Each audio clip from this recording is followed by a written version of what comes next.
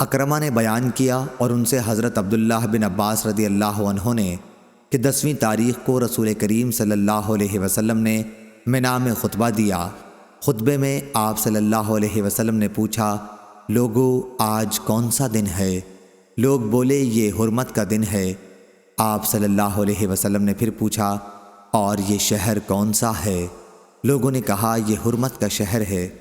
آپ صلی اللہ علیہ وسلم نے پوچھا، یہ مہینہ کون سا ہے؟ لوگوں نے کہا یہ حرمت کا مہینہ ہے۔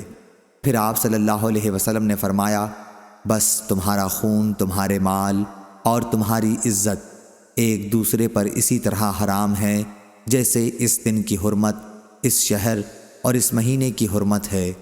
اس کلمے کو آپ صلی اللہ علیہ وسلم نے کئی بار دہرایا اور پھر آسمان کی طرف سر اٹھا کر کہا، اے اللہ کیا میں نے تیرا پیغام پہنچا دیا؟ اے اللہ کیا میں نے پہنچا دیا؟ حضرت عبداللہ بن عباس رضی اللہ عنہ نے بتایا کہ اس ذات کی قسم جس کے ہاتھ میں میری جان ہے، حضرت صلی اللہ علیہ وسلم کی یہ وصیت اپنی تمام امت کے لیے ہے کہ حاضر اور جاننے والے، غائب اور ناواقف لوگوں کو اللہ کا پیغام پہنچا دیں۔ آپ صلی اللہ علیہ وسلم نے پھر فرمایا، دیکھو میرے بعد ایک دوسرے کی گردن مار کر کافر نہ بن جانا۔ صحیح بخاری حدیث نمبر 1739۔